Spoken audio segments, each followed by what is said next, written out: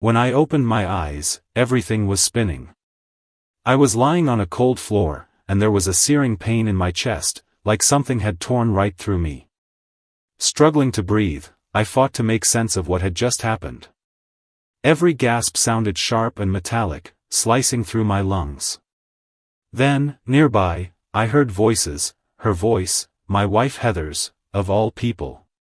"You didn't have to shoot him, Mike," she hissed, her words sharp, almost angry, not with remorse, but with annoyance. There was no pity, no hint of regret in her tone. Instead, she was furious.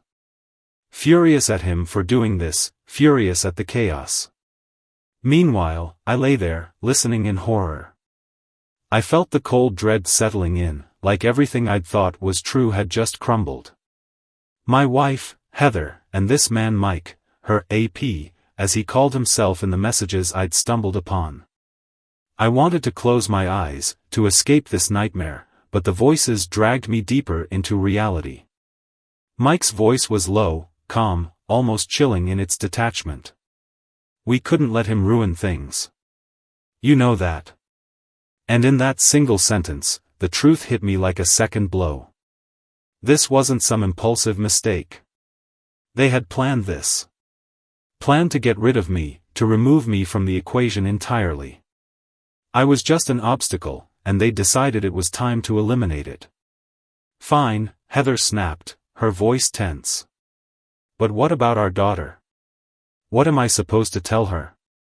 There was a sliver of hesitation in her tone, but only a sliver. My heart sank further as I thought of our daughter, Emma. She was at the center of my world, and now, without even knowing it, she was entangled in this brutal betrayal. I could feel the darkness closing in, the shock and pain morphing into something else, a fierce, desperate resolve. I wasn't ready to go down like this, not while she needed me. Somehow, I would find the strength to survive, to fight back. This wasn't over. Not by a long shot. I lay still, fighting through the fog in my head, knowing that every second was crucial. Heather and Mike thought I was out, maybe even dead. But I was very much awake, every nerve alert, listening to their whispers, feeling the searing pain that tethered me to life. As I listened, I felt my blood boiling in a way I'd never experienced before. I wasn't the guy who'd just lie there, a victim in his own life. I wasn't going to give them the satisfaction. I was going to use every last ounce of strength to get out of this. Heather's voice broke into my thoughts. "Listen, we need a story. Something believable. You know Josh's brother lives a few hours away. I'll say he left to visit him and never came back." Her words felt like knives. But Mike didn't seem impressed. "And what about his phone? The guy's all over it, constantly tracking things. We get rid of him, and someone's bound to look. I don't need that kind of attention." They were talking logistics, like I was some inconvenience they were dealing with, something to clean up. Rage seethed inside me, and it kept me focused. Quietly, I reached into my pocket, feeling for my phone, hoping they hadn't noticed it. To my relief, it was still there, though the battery was nearly dead. I didn't have time to think. I needed to do something now, even if it was a long shot. Without making a sound, I tapped a quick message to my brother, Keith, but I didn't have enough signal here to send a full message. I only managed to type, "Help, Heather," and, before the signal cut out. I could only hope Keith would notice the half message and know something was wrong. But for now, I was on my own. I forced myself to keep breathing shallowly, praying they wouldn't notice me moving. Heather started pacing, her heels clicking on the floor, her voice barely a whisper. "Just make sure no one finds out, Mike. I need my life to go on. I don't need him hanging over my shoulder forever." Her words made it clear she'd already moved on, that she'd seen me as a nuisance for a while. Mike's footsteps came closer, and my pulse spiked. He knelt down, and I felt his hand press against my neck, checking my pulse. I went completely still, barely breathing, willing my heart to slow. He pulled back and muttered, "He's alive, but barely. Not much time left." In that moment, I knew I had only one option, to play dead until they left. Then I'd have to escape. It was risky, but it was my only shot. As I lay there, I listened to Heather and Mike's footsteps fading as they discussed more arrangements outside. I knew I had seconds, maybe a minute, before they came back. Summoning every bit of strength I had, I rolled myself painfully toward the back door, stifling a groan as the pain seared through me. But I kept moving, inch by inch, every part of my body screaming for me to stop. I reached the door and pushed myself up just enough to slip out into the night. The cold air hit me hard, shocking me awake, giving me a tiny burst of energy. I staggered toward the woods behind the house, where I knew I could hide if they came looking. I only made it a few yards before collapsing. My vision blurred, and for a moment, I thought it was over. But then I heard the back door open, Heather's angry voice calling out to Mike, "Where the hell did he go?" Their voices were close, too close. Panic surged through me, and I forced myself to crawl further into the trees, using the darkness to hide. My breathing was ragged, my pulse pounding so loudly in my ears that I was sure they'd hear it. But I kept moving, keeping my body pressed close to the ground. From my hiding spot, I watched as they walked around the yard, their flashlights sweeping the area. Mike cursed under his breath, "If he's out here, he won't get far in his condition. But we need to make sure." Heather was seething. "This is supposed to be clean, Mike. If he makes it to someone, we're both done for." Their words gave me a sick satisfaction. They didn't know it, but they'd just lit a fire under me. This was about survival now, about making sure they'd regret every second of this twisted plan. As soon as they turned back toward the house, I seized my chance and crawled deeper into the woods. I knew I couldn't get far in my condition, but I didn't need to go far. I just needed enough distance to get to the road, to flag someone down, to survive. Every move was agony, but I forced myself to keep going. This wasn't over, not by a long shot. Heather had betrayed me, but she didn't know what I was capable of yet. She was about to find out. My breaths were shallow, every inch forward a battle against the burning pain in my chest. But I kept going, inching through the underbrush, driven by a raw, unrelenting need to survive. The further I got from Heather and Mike, the stronger my focus became. This wasn't just about getting away, it was about making them pay for what they'd done, what they'd planned to do. I made it about 50 yards into the woods when the sharp beam of a flashlight sliced through the darkness. I froze, pressing myself flat against the ground, biting down against a cry as pain shot through my chest. Heather's voice broke the silence, eerily calm, almost chilling. "I know you're out here, Josh," she called, her voice drifting through the trees. "You really think you're going to get away? After everything?" My hands clenched into fists as I lay there, her words stirring something dangerous inside me. I was just a few yards from the road, but there was no way I'd make it there without being spotted. So I stayed quiet, keeping my head down, hoping the darkness would keep me hidden. I could hear her footsteps, slow and deliberate, coming closer. She wasn't calling out to Mike for help, she wanted to find me herself. And then, just when I thought she might pass by, her light stopped dead on me. Her face twisted into a smirk as our eyes met. She took a few steps closer, whispering as if she'd already won. "You really don't know when to quit, do you?" I tried to push myself up, but the pain was too much. Heather stood over me, looking down with something between amusement and disgust. "You could have just stayed out of it," she sneered. "We could have done this quietly. But no, you just had to be the hero."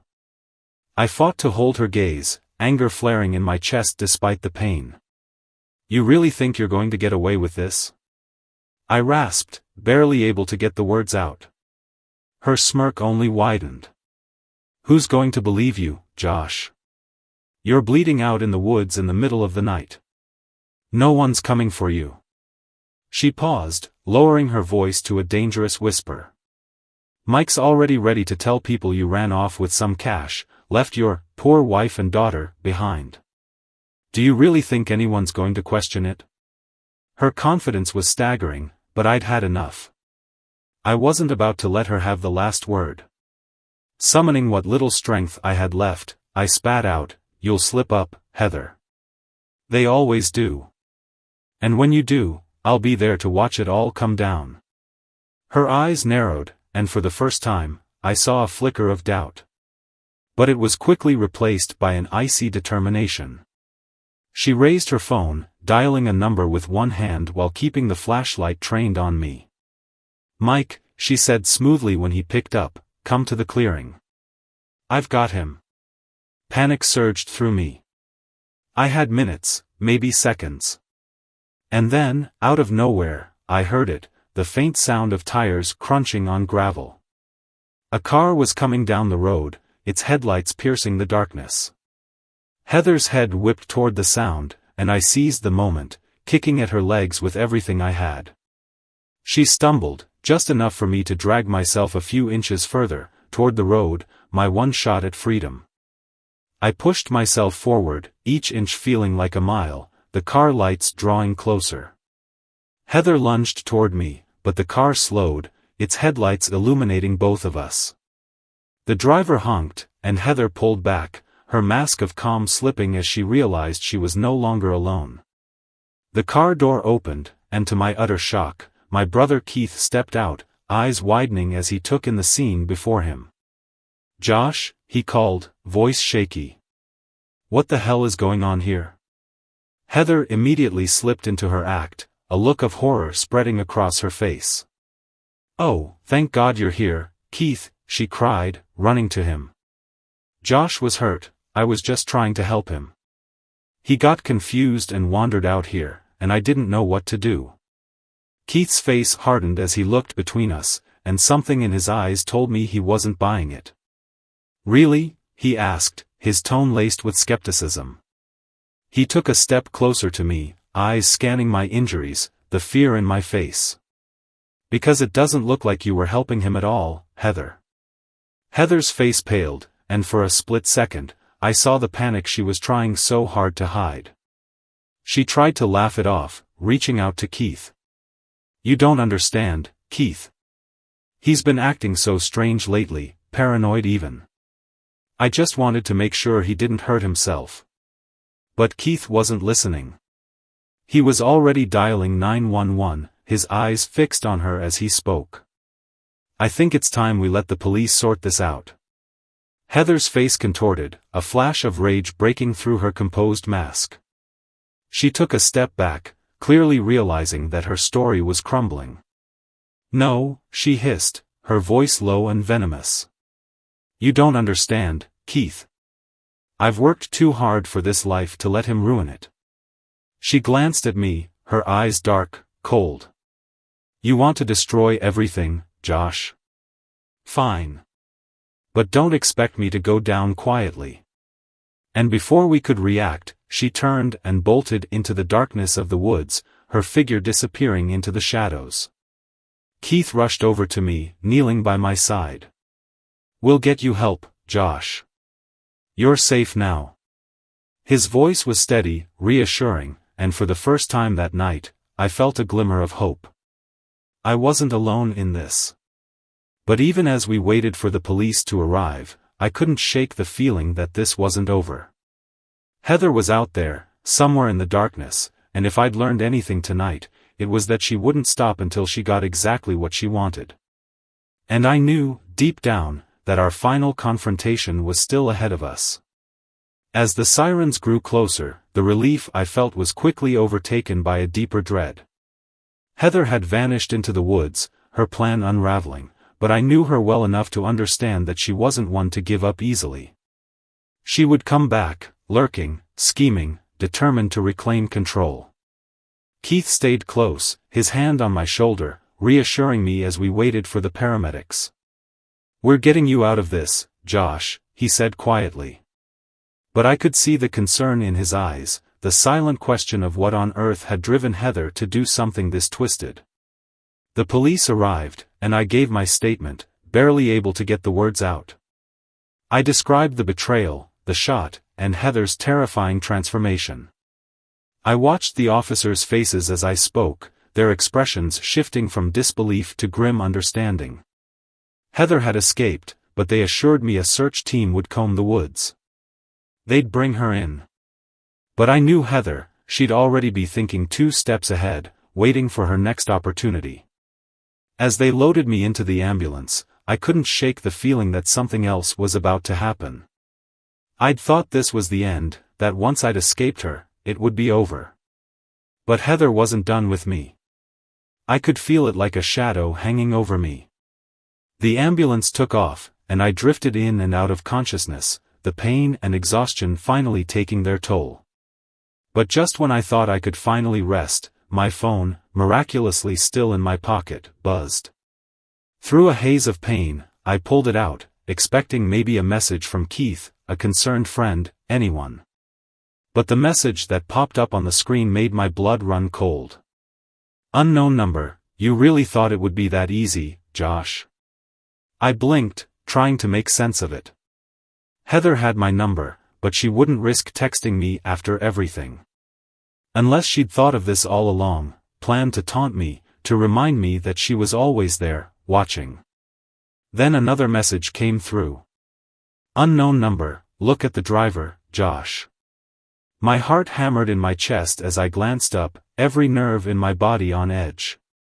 The ambulance driver's eyes met mine in the rearview mirror, a slight smirk playing on his lips. And in that moment, I knew. This wasn't a random paramedic. This was someone working for her. I fumbled for the lock on the gurney, my hands shaking. Where are you taking me? I demanded, struggling to keep my voice steady. The driver's smirk widened. Heather wanted to make sure you'd be in safe hands, he said calmly, taking a sharp turn off the main road. The other paramedic in the back shifted, his eyes cold, unfeeling. I was trapped, helpless in the back of a moving vehicle, hurtling who knows where with 2 people who had no intention of helping me. Desperation surged through me. I had to think fast. My phone was nearly dead, but I managed to send a single word to Keith before the screen went black. Help. I needed a plan. If I wanted to survive this, I had to act now. Summoning every ounce of strength I had, I pushed against the restraints, ignoring the searing pain. The other paramedic reached to restrain me, but I used the only thing I had left, surprise.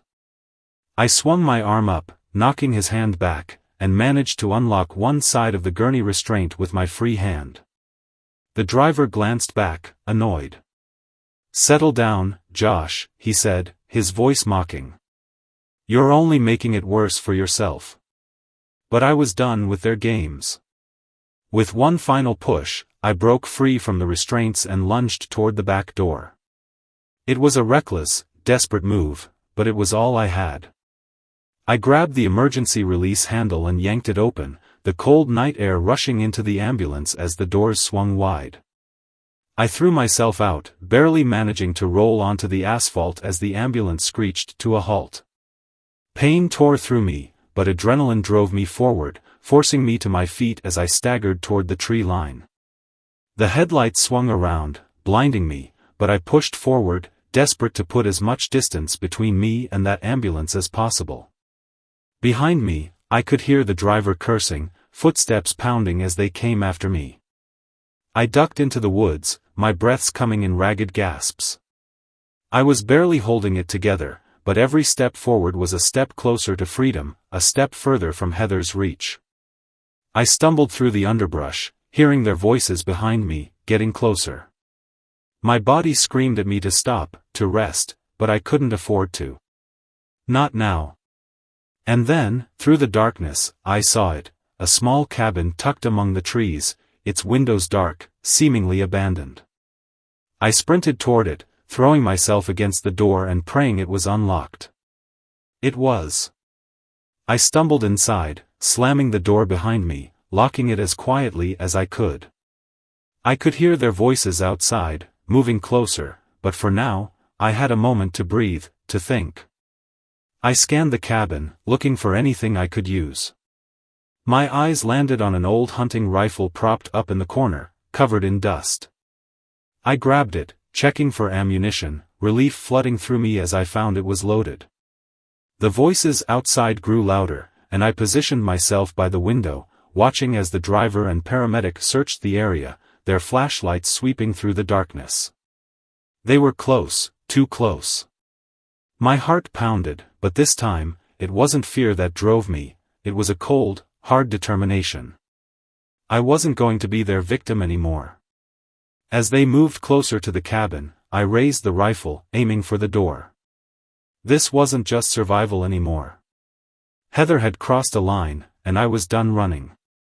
The footsteps outside slowed, the flashlight beams slicing through the windows, illuminating the cabin's walls in sharp, erratic sweeps. My finger hovered over the trigger of the rifle as I waited, barely daring to breathe. I had one chance, maybe two, if I was lucky. But this time, I wasn't going to miss. They stopped just outside the door, murmuring in low voices. I couldn't make out every word, but what I did hear sent a chill down my spine. "He'll be weak," the driver muttered. "This won't take long. Heather's expecting us to clean this up." A sick feeling washed over me, but it was quickly replaced by a rush of adrenaline. This was it, either they'd break through the door and finish what Heather had started, or I'd make my stand. Slowly, I took a step back, positioning myself behind an overturned table. If they stormed in, I'd have just enough time to react. The door rattled, and a second later, they kicked it in. The driver entered first, his flashlight cutting through the darkness, with the paramedic close behind. I waited until they were fully inside, their backs to me, before taking my shot. The blast echoed through the cabin, the recoil hitting me hard, but I held steady. The driver crumpled to the floor, his flashlight clattering beside him. The other man whirled around, his face twisted with shock, and I didn't give him a chance to react.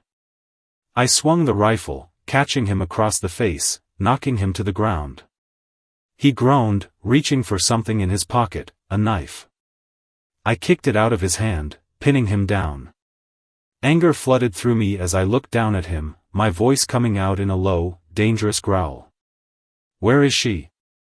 The paramedic laughed, a twisted grin spreading across his face even as blood trickled down his chin. "Heather's long gone, Josh. You'll never find her." But I wasn't buying it. Heather wouldn't leave without tying up every loose end. That wasn't her style. She'd be nearby, waiting for confirmation that I was out of the picture. I pressed the rifle against his chest, the weight of it grounding me. "Where is she?" The man's grin faltered, his eyes flicking toward the woods. "You think she's stupid enough to come here alone? She's got friends, people you don't even know about. She'll be miles away before you get out of these woods." But I saw the fear in his eyes. He was bluffing. Heather was closer than he wanted me to believe, and I had no intention of giving her the upper hand. Leaving him groaning on the floor, I grabbed the driver's flashlight and slipped out of the cabin, my movements quiet. The woods loomed dark and silent, but I could feel her out there, lurking, waiting. I knew her too well, she'd be watching, needing to see for herself that I was really gone. I took a deep breath and forced myself to limp, to appear as weak as she expected.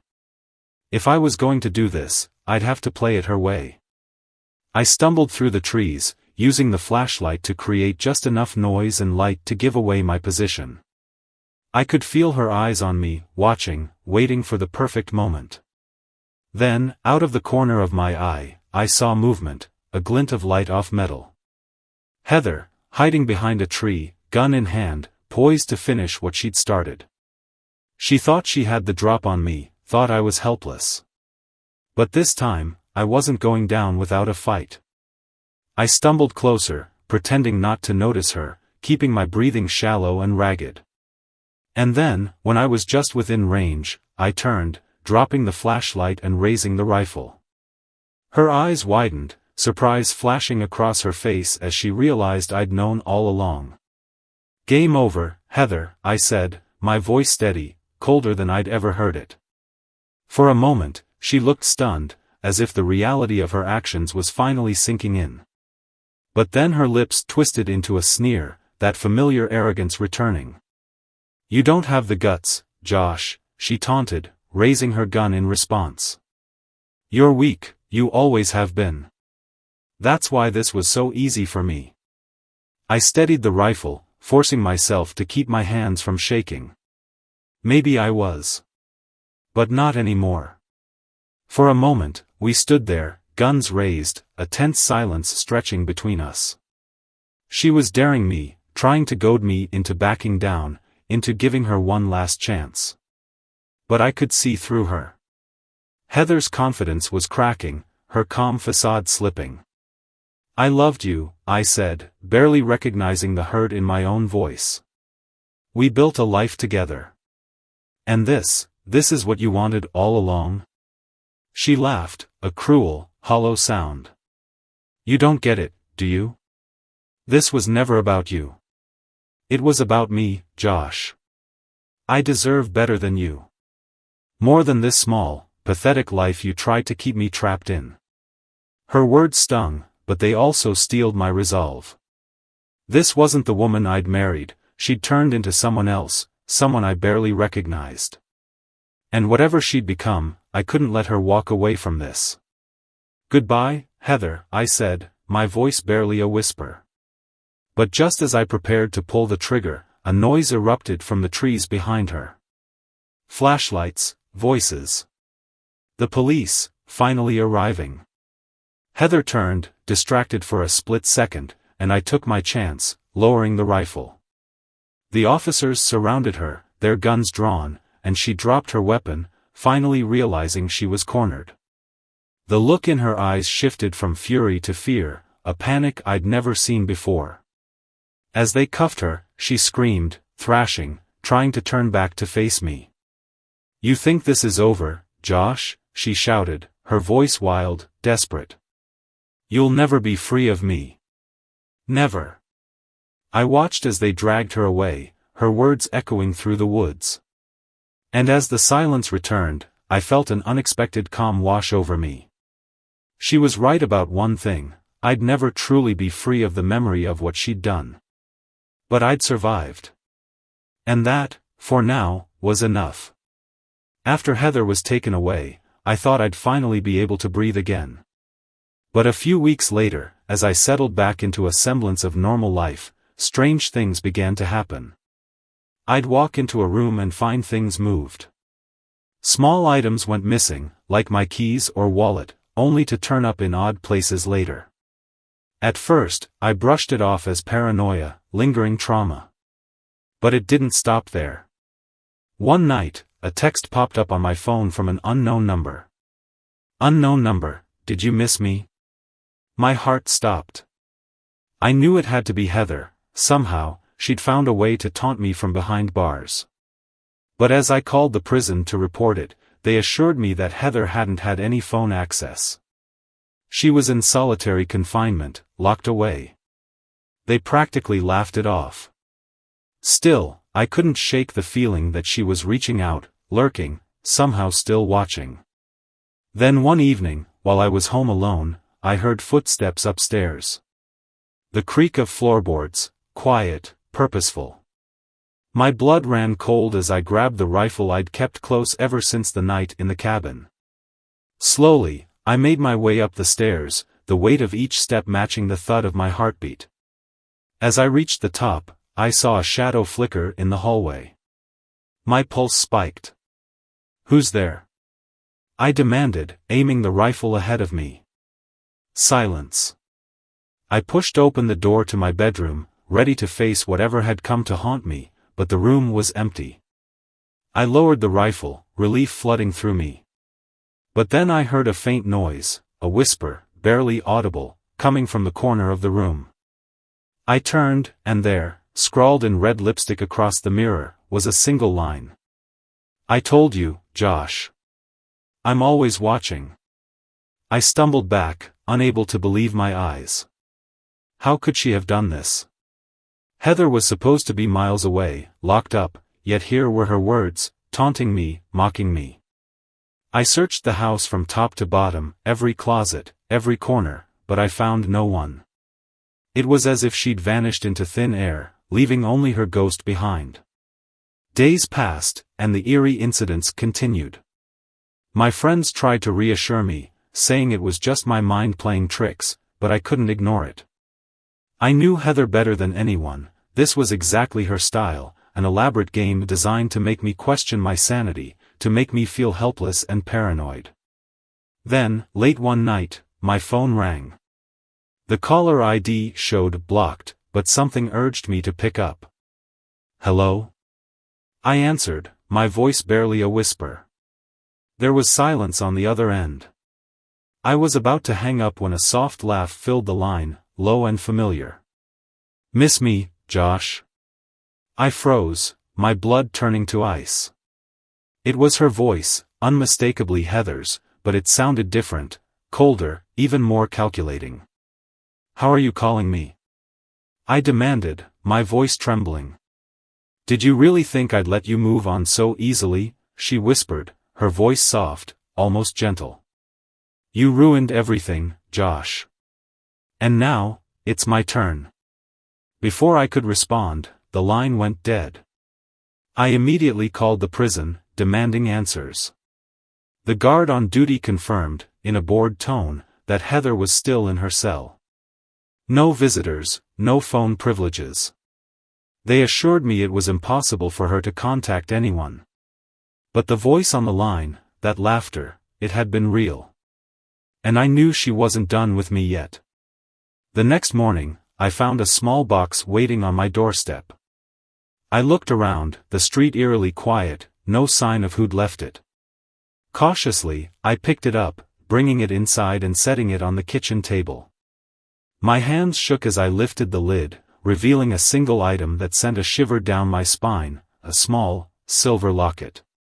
Inside was a photo of Heather and me from years ago, before everything went wrong.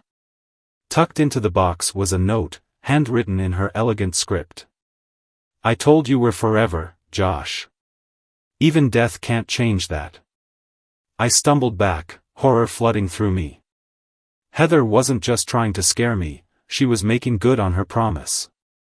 Whether it was her or someone she'd manipulated, she'd found a way to reach me, to haunt me even from the shadows. Over the next few days, the tension mounted. I'd hear her laughter echoing in the house at night, catch fleeting glimpses of her in reflections, as if she were standing just behind me, always watching, always waiting. My own home had become a prison, each room a reminder that she was never really gone. One evening, as I sat at the kitchen table, exhausted and on edge, I heard a faint tapping at the window. I looked up, my heart racing, but there was no one there. Just the darkness pressing against the glass. But as I turned away, a single word appeared, traced in condensation. Soon. I couldn't take it anymore. Desperate, I packed a bag, determined to leave, to escape whatever twisted game Heather had set in motion. But as I reached the front door, I found it blocked, by a figure standing just beyond the threshold, barely visible in the shadows. Heather. My breath caught in my throat as I stared, unable to move, frozen by the impossible sight before me. Her eyes locked onto mine, a smile playing on her lips, as if daring me to step outside, to confront the nightmare she'd become. Leaving so soon, she whispered, her voice carrying through the night. I blinked, and just like that, she was gone, her figure vanishing into the darkness. In that moment, I realized the terrible truth. Heather had gone beyond mere revenge. She'd become a shadow, a haunting presence, bound to me in ways I couldn't understand, relentless in her pursuit. And I knew, with a sickening certainty, that no matter how far I ran, no matter how many doors I locked, she would always find a way back to me. She had turned our love into a twisted obsession, and there was no escaping it. After Heather's ghostly appearance, I could barely sleep. Each night felt like an endless watch, my mind racing, trapped between paranoia and exhaustion. Every creak of the floor, every shadow felt like her presence, creeping closer. I didn't know how much longer I could take this. Then, just as I was reaching my breaking point, I received an email. It was from a private investigator, someone I hadn't contacted myself. The subject line read, "Urgent, regarding Heather." With trembling hands, I opened it, skimming through the message. The investigator claimed to have information about Heather, something no one had told me. His words felt unreal. "Mr. Green, I was recently hired to investigate a case involving your wife, Heather.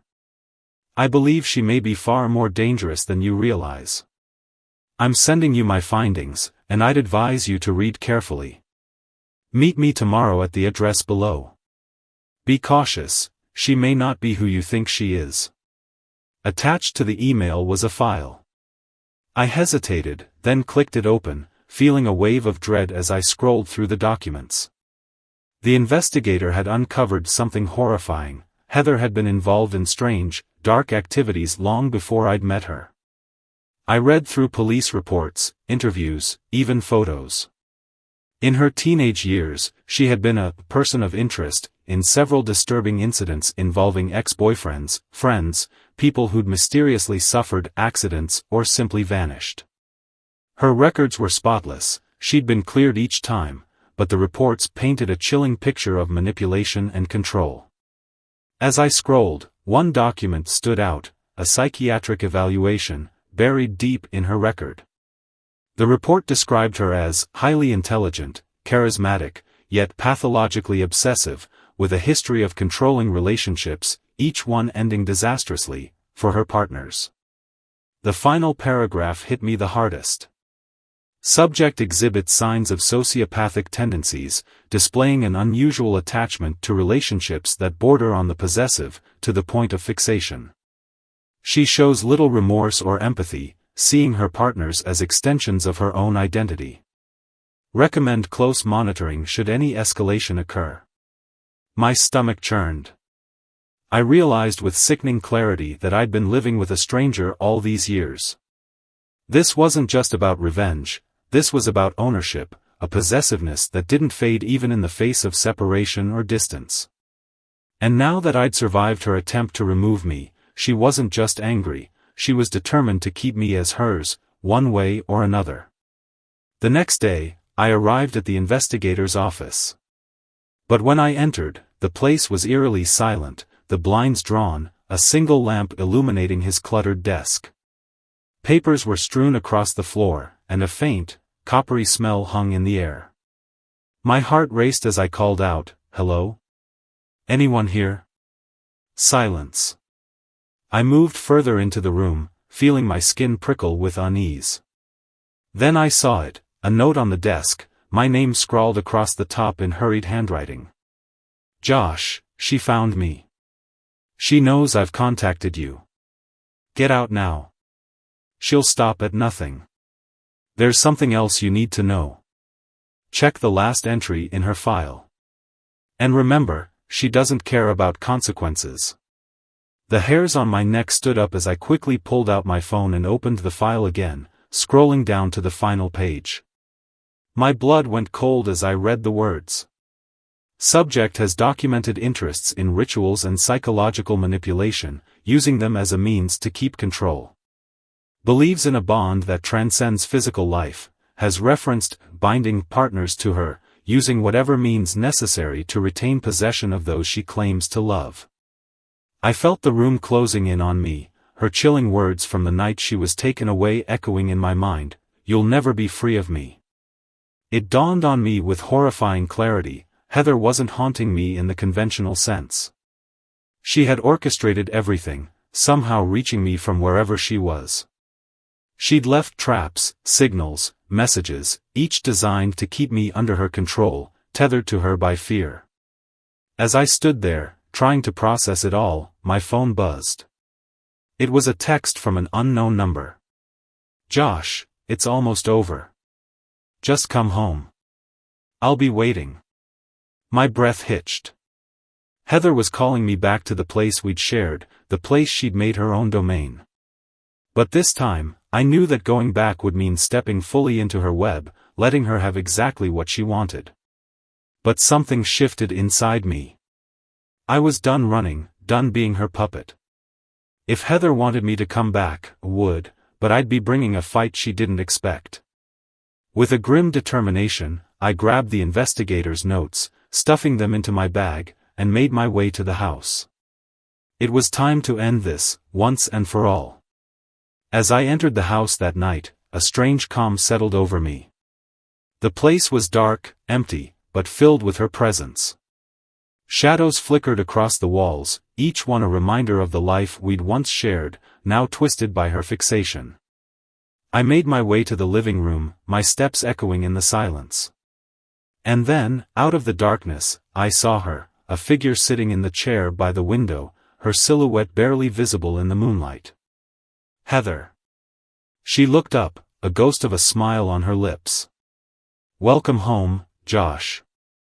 I kept my voice steady, my hands clenched at my sides. "This ends now, Heather.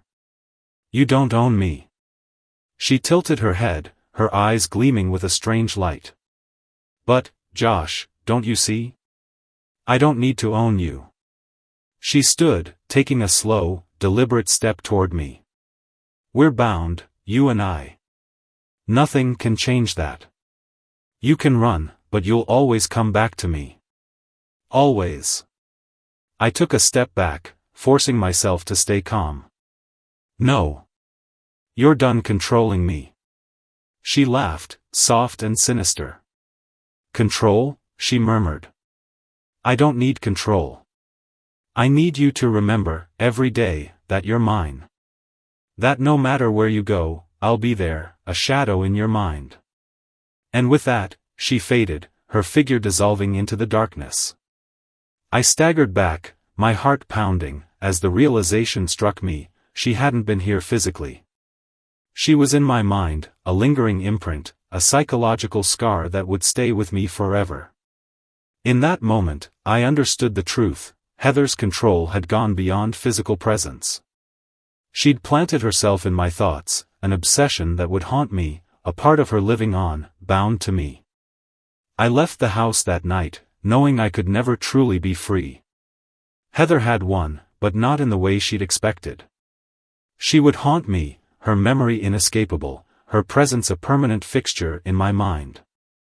And as I walked into the night, her laughter echoed in my head, a final reminder that some bonds are unbreakable, even in darkness, even in death.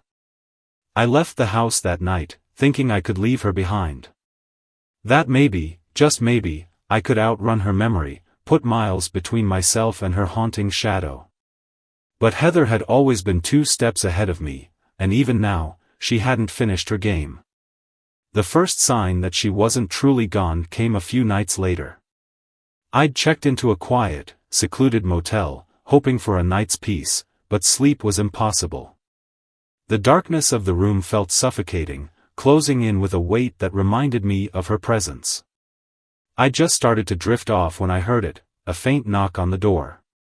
I froze, my pulse spiking, every hair on my body standing on end. 3 slow knocks, rhythmic, deliberate. With my heart in my throat, I crossed the room, gripping the door handle tightly. My mind raced, conjuring every possibility, but none that made sense. I took a steadying breath and opened the door, half expecting to see her, standing there with that unsettling smile. But the hallway was empty. I stepped outside, glancing up and down, only to see a piece of paper lying on the ground at my feet. Cautiously, I picked it up, my hands shaking as I unfolded it. Scrawled in familiar handwriting were 3 simple words: "You can't hide." I stumbled back, slamming the door shut, my mind spiraling. How? How was she still reaching me? How was she always a step ahead, always lurking, like a shadow I couldn't escape? And then I remembered the file, the investigator's report, her fixation on psychological manipulation, her belief in binding herself to people, transcending even physical space. Heather hadn't just been obsessed, she had woven herself into the very fabric of my life, my thoughts. She wasn't content with simply haunting me. She wanted to be a part of me, an inescapable presence that would drive me to the edge. The days that followed blurred together, each one punctuated by subtle, chilling signs that she was still with me. Mirrors would fog with her handwriting, my phone would ring late at night only to play her laughter on the other end, her voice echoing through my mind when I was alone. I couldn't trust my own senses. I began to lose touch with reality, constantly questioning what was real and what was her influence. And then, one night, I saw her in my reflection. I had just splashed cold water on my face, trying to shake the exhaustion, when I looked up and saw her standing behind me in the mirror, her eyes piercing into mine. She looked almost serene, as if this was the way it was always meant to be. I spun around, but of course, the room was empty. Only the reflection remained, her image fixed in the mirror, smiling as she whispered softly. "Are you ready to accept it, Josh?" My chest tightened as her words seeped into my mind, wrapping around me like chains. I had spent months running, fighting, trying to escape her hold.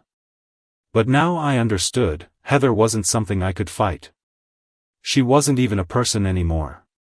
She had become something darker, an embodiment of all the fear, obsession, and control that had bound us together. My mind flashed back to that last line in the investigator's report: "She believes in a bond that transcends physical life." I'd thought it was delusion.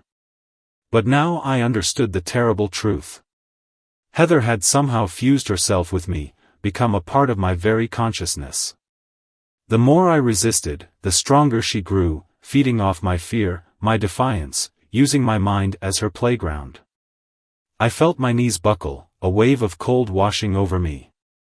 And then, in a moment of clarity, I realized that the only way to end this was to confront her, to let her know she'd won. Slowly, I straightened, meeting her gaze in the mirror, my own reflection standing beside hers. "You're here to stay, aren't you?" I asked, my voice barely a whisper. She smiled, an expression both haunting and oddly peaceful. "I told you, Josh. We're forever." And in that moment, I let go of the fight. I stopped resisting her presence, stopped trying to outrun her. I accepted that she was here, that she had bound herself to me in a way I could never sever. The weight of it sank into me, heavy, final, and yet, freeing. As her reflection faded, I felt an unsettling calm wash over me. The relentless noise in my mind quieted, her laughter and whispers receding like a wave. But the silence wasn't comforting. It was hollow, an empty void where her presence had been. And in that quiet, a realization struck me, chilling me to the core: Heather had fused herself to me so deeply that without her, I was incomplete. She had carved out a part of me, one I would never get back. I left the motel the next morning, feeling like a shell of who I once was. Heather had won, not by haunting me, but by becoming part of me, a permanent scar on my soul. I would carry her with me forever, her presence lingering in every shadow, every quiet moment, her memory woven into the fabric of my mind. And as I drove down the endless road, a whisper echoed softly in my head, her final gift to me, a reminder that no matter how far I went, how many miles I put between us, she would always be there. "I'm with you, Josh. Always." And in that moment, I understood the truth: some bonds are unbreakable, some shadows impossible to escape. Heather had become my forever ghost, and from now on, wherever I went, she would be right there, beside me, until the end.